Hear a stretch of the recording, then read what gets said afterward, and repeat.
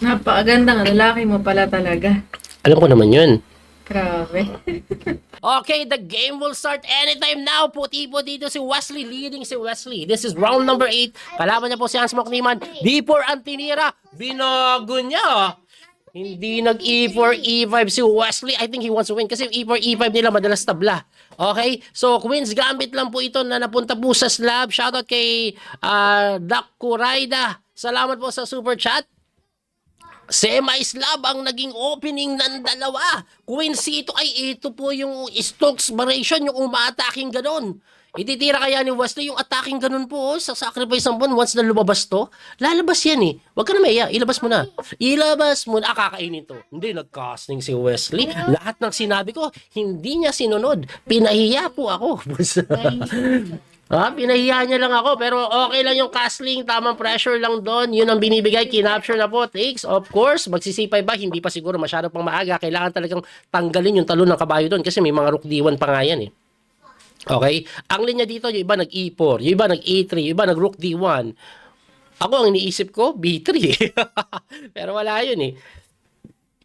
Tingin ko pagka B3 mag-B5 ganun eh. Pero tingnan po natin kung anong gagawin ni Wesley. So dito nag-iisip po siya, E4 kaya agresibong approach para makalabas din yung bishop later on. Of course, magandang kontrolin yung gitna ng dalawang pawn.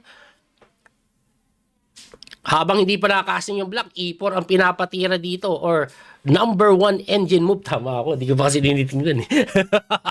Ang second move is queen to B3. Ako, ang mga tira ko dyan, B3 o rook D1. At A4, pinahiya ako. Kaya sabi ni Wes, magkaiba level natin, boy. Kaya nga, iba yung idea ko sa idea mo eh. Pero ayun, tinuluyan pa rin po yung B5 para po atakihin yung kanyang bishop doon. San aatras? Sa D3 umatras na number 1 engine move pa rin bago po magkaroon ng blunder sa mga tirada. Iyabang lang natin yung accuracy nila. 99.1 versus 98.9. Grabe accuracy ng dalawa, no? So bishop to E7, ito po ay novelty na. Hindi pa rin, linya pa rin. Ayan, nag-rook D1, may tumira ng B4, may tumira ng H6. Anong ititira dito ni Hans Mokniman? Tingnan po natin. Latest game po is B4 eh. Nangyari nung 1951 lang. Musagal lang, 1951. Yan na. Di ba pinapanganak tatay ko nun Alam ko, 1956 tatay ko eh. Anyway, nag-rook to C8. That's the novelty of the game. Wesley so immediately decided to jump on E4 para po pang suporta dito just in case na C5. Pag hindi mo C5, let's say nag-castling ka, abay, na knight C5. Kaya persadong kainin at nag-knight lang doon, magsi-C5 na ba? Hindi pa rin ata kagandaan yung C5. May capture na ganun eh. Kasi pag C5 mo capture, may capture dito, coach queen lang. Pag kumapture ka dito, capture na naman doon. O pwede kang kainin din kasi capture check eh. Hindi ka pa naka-castling eh. Yun ang mangyayari doon. Kaya queen b6 was played, at dito daw slightly better na ang white, anong kailangan gawin? Magkaroon ka lang ng simple development. Bishop to dito. The point is to go b4 later on. Nakakapagtaka na kinapture ni Wesley So. Kasi pagka pawn takes, mabubuksan yung bishop, no? Kinapture niya lang eh. Umayos na. Pero nakukuha ko na yung punto niya. Pagka-capture mo ganun, baka queen e2, tapos mag-e4. Gusto niyang palabasin yung bishop dito. Tapos E5, may mga ganong idea. May mga atake. Bahala na sila dyan. Yung arrow ko, binilisan ko. Hindi ko naintindihan. Queen E2 na yan. Ayan, most likely, yan ang gagawin. Relax lang, no? Simple lang po ang tinira ni Wesley. Tapos si Joseph Parreca Prente, nag-send ng star. Pa-wash out po. Pinakapoging master coach sa balat ng lupa. Alam ko naman yun. Anyway, knight d5 was played. Mag-i-ipor palimba. Hindi, binantayan muna yung kabayo. Tinalon pa rin. Pero saan bang umatras? Tingin ko naman hindi mo kakapture yan kasi magkakaroon siya ng pair of bishop. Madadali ka sa pass one, promise. Kinain, pinahiya ako talaga ni Wes. Sabi ni Wes, kaya mahina ka boy eh. Hindi mo naintindihan yung mga idea eh. Ito po threat niyan, kaya malamang mag-castling.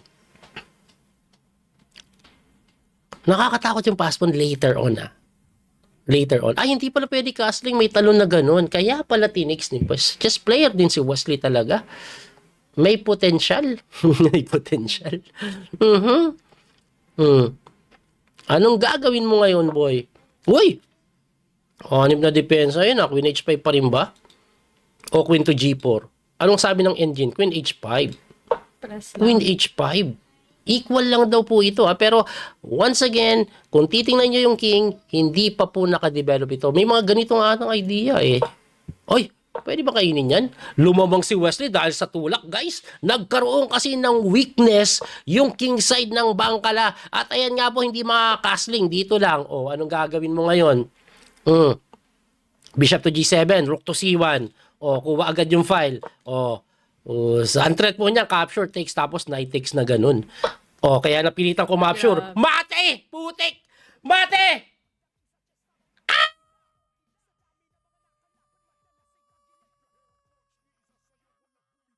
Musik na. Totoo ba yan? Totoo ba yan? Totoo ba yan? Mate! Ah! Totoo, totoo, totoo, totoo, totoo. Totoo nga.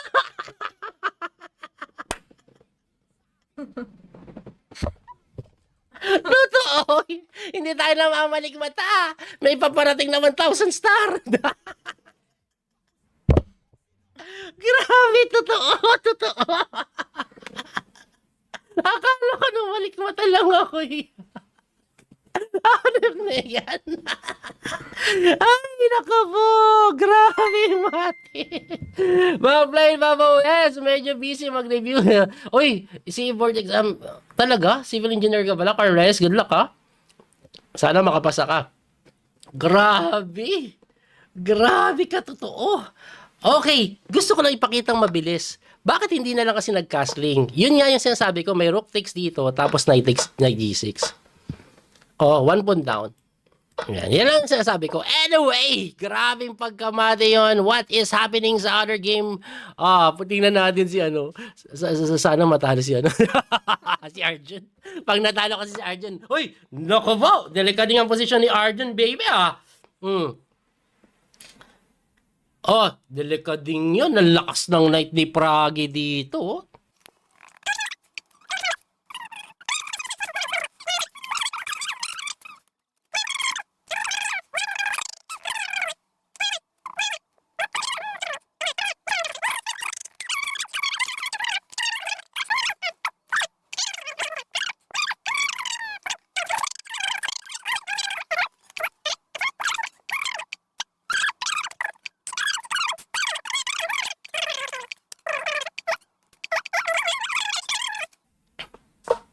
Wala kasing time eh.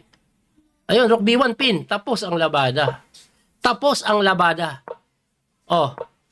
Pusang galat. Tabla pa rin daw. Ay, hanip ka boy. Bagsak to nagkakagulo na sila. Kahit ako, hindi ko na maintindihan yung pangyayari. Tapos dito. Okay. Walang time eh. Nagkakapanikan. Libre na. Hindi abutan. Hindi abutan yung pass mo. Marunong din si Prag eh. Ayun na. Capture, tabla to. Look mo, check muna. Capture. Baka mapanalo. Pero hanggang tabla lang dito si Arjun. Wag lang ma-technical, ma-drop na naman to si Prag. Sakit niya na yun eh. Check. Uy, pinalit. Dito. Mate. Mamatiin guys eh. Knight C2 tapos. Umati ka bang bang bang bang bang. Ay, ba't di ginawa? Ginawa ba?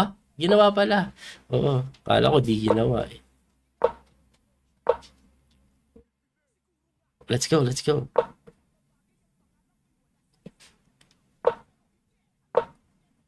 Kinukulong yung bishop eh. Hindi ko na nga maintindihan eh. But yan, nakulong din. Hindi na makagalaw. Yun, nakulong. Kulong kasi yung Torre guys. Tingnan nyo, hindi makapormo. Push. Yes. Yes. Check muna. Dito din pwede pero mas maganda yan. Tapos na eh. Okay! Palakpakan natin si Prag. Kahit ano nakaraan, nagka-problema sila ni Wesley. Tagapagsagip ko naman siya. Tagapagsagip. Okay na. Okay, tingnan mo natin yung standing. Ang ganda ng standing. Ang ganda ng standing, oh. Ayan, oh, pusang gala. May nangunguna. Si Wesley So ba yun? Si Wesley So, 18 rounds? Bukas 9 ulit. 6.5 si Wes out of 8. Taas nun, sobra. Tapos si Arjun, 5.5. Bidit 5. Grabe ka, 1 point ahead na, guys. 1 point ahead na si Wesley So sa second place. Isang panalo mo pa para sobrang saya na talaga. Isang panalo mo pa, sobrang saya na. Pusang galag. Galing mo naman, Wes. Masyado mong ginagalingan. Pag ganyan, naku po. Yung one skater nasa langit. Eto na po. Last round for tonight. 6.5 out of 8 si Wesley leading. 1 point ahead sa sumusunod sa kanya na 5.5 na si Arjun Erigaisi. Tingnan po natin kung tatalunin niya si Prag na kung saan nagkaroon ng controversial game sa rapid event. Last game for tonight. Sana tuloy-tuloy ang panalo. Nakalimang sunod si Wesley. Anong mangyayari? Tingnan natin. Nakaupo na po sila, guys. Nakaupo na. Shoutout sa inyong lahat. At ayon, English opening ang tinira ni Prag na sinagot niya lang po ng decline na Queen's Gambit transposition. Parang laro niya lang po kay Arjun Erigaisi. Di ba? Ayan, tas na-H4 si Wesley. Ay, inunahan ng E3 para hindi makaganon, ha? Chess player din itong si Prag. What a nice improvement. Pero Wesley So, dahil ganyan kang maglaro, bobombahin natin agad yung gitna. So, lahat po ito ay linya pa rin. Nilaro po ito ng mga malalakas na Grandmaster before. Alexander Grishuk, nilaro niya na pala to. Hindi pala si Grishuk. Basta Alexander din pangalan niya, eh. Okay, tama develop lang. Night. Ito pa yung tinawag Queen's Gambit decline na Sharosic Variation. Hindi ko maintindihan, kaya kayo na lang yung bumasa. Ayan. Okay, nag-develop lang po. H3 is the main line. Alright, kinapture, linya pa rin. Binawi, of course.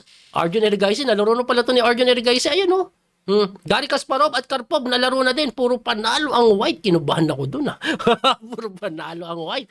Ayan po nangyayari sa kanilang bakbakan. D5 is to eliminate the isolated pawn. Pag kinapture mo, medyo okay. Equal lang yun, no? So, nangyari before, tinira ni Garry Kasparov, knight to E4. Maganda yung knight E4 na tira. Ganda yung knight E4 na tira.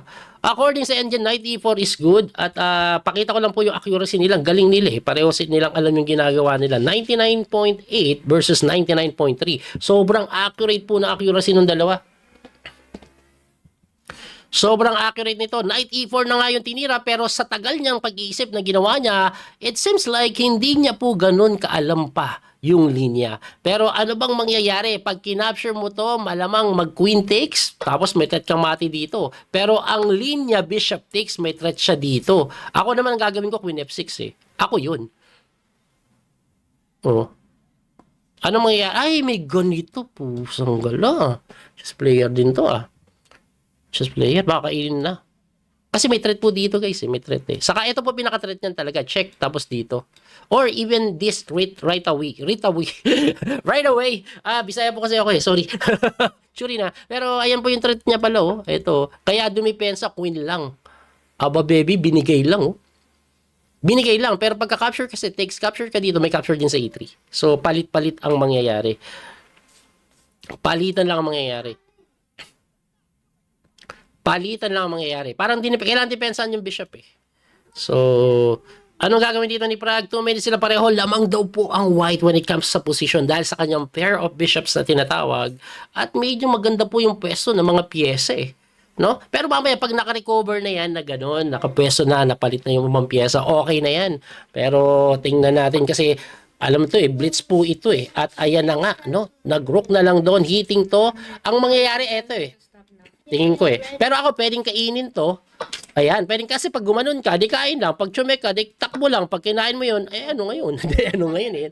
Tingnan natin anong gagawin dito ni... I don't know how to write. Anong gagawin dito? Delikado Equal daw eh. Ang hirap makita ng tira. Tinignan ko na yung tira ng engine. Knight E4. Paano mo ititira yan, boy? May ganito eh. You regards, sincerely, love. May ganyan. Ay, pusang gala, may ganon. Pag kumain ka doon, may kain doon. Pag kinain mo muna to, may sundot muna ganon. Intermediate move. What a game. Grabe pala yung plano, no? Grabe pala yung mga planuhan. exciting ito. Makita kayo ni Wesley, Knight E5, ang hirap makita nun, guys. Kasi nakakatakot po yung mga idea ng threat ganon. Pero okay lang kasi may capture doon later on eh. So, makita kayo Knight E5. Knight E5 is the only way to equalize according sa engine. Pero Bishop B6, okay din daw. Second best move. Ang ginagawa, sige, capture mo, 1 pawn down, pero may weakness po dito na pwedeng targetin throughout the game. Yeah. Tingnan natin ha. Mas maganda daw po kasi talaga yung Knight E5. Equal din naman. Kahit papaano, hindi ganun kadaling laruin pero still okay, alright. I like pa rin. I like it when you do it. Ay, kinapture na nga. Oy, nagmaasim. Wesley So, pinapalit lang po yung tore. I like that idea. Hindi po pwede ito kasi may capture po doon. That's a check. And then later on, babagsak yung tore dito. Kaya malamang sa malamang, kumapture po yan dito. And then capture din. Aha, dumipensa pa nga. Siyempre, kakapturein mo. Rook takes pa rin ba? Rook takes pa nga ginawa. Rook E8, how about it? May pressure po doon. Anong gagawin mo? Tapos konting pasingaw ka lang para hindi ka masyadong kabahan sa backrock mate. Ay, inuna yung pasingaw na hindi daw katamaan dahil may gayon. Pero kining mo ban muna? Oh, Rook E8 na. There you go, guys. Kasi yung tirang ganito, sasaluhin ng ganon. Bagsak na ata yung pawn. Kasi kahit depensahan mo, I think G5 and then pwede na makapture na ganun. Di ba? Wow. Actually, yung ganito, hindi talagang capture lang, no? Hindi, paano mo di Rook C3? Talagang ganun eh, no? Ganun, makukulong to halos eh. Walang square, oh. Ay, gumanon agad. Okay. Bishop takes E3? Online. Tabla yun. Just give it Engine is suggesting dito. Ayan, pusa parang engine si Wesley. Ako, ito ititira ko eh. Tirang pogi. Pero ito, tirang engine na yan. Wus, ginagalingan mo na. Kunti na lang, mababan ka. Ang accuracy po nila, ang gandang tingnan. 97.9.7 pareho. Ang accuracy nila, 97.7 pareho. Silipin nyo mabilis. Ayan, oh, hindi ako nagbibiro. Oh, pusang galing ng dalawa. Oh, kinapture na ni West. Pero hindi daw maganda. Bakit kaya? Ayaw ng engine yun. Ay, tabla pala, oh. Aha! May ganun ka pa? Queen to F6 lang, boy. Queen to F6 lang. Ganda ng Queen to F6. Pwede na Bishop takes E4 muna. Oh. Tapos, Queen to Queen. Queen to F4 yung tinira ni West eh, no? Mas may dating ba yan? Equal din eh. Outside pass mo na yan. Capture, takes, capture, takes sa bishop. Of course, equal ng pawn. Nakahang ito, nakahang din yun, nakahang din yan. Pero may ganito. Check. Iyan ang kailangan pabagsakin. Capture yung isa. Bigyan mo na to. Kasi pag in-capture mo, bagsak yun. So, this is equal. Ayun, tinabla na. Champion si Wesley. O nangunguna siya. Tinabla na yan. So, ibig sabihin, Wesley So, talagang leading na. 7 points. Yes! Kasi si Arjun kahit manalo 6.5. Tantananan!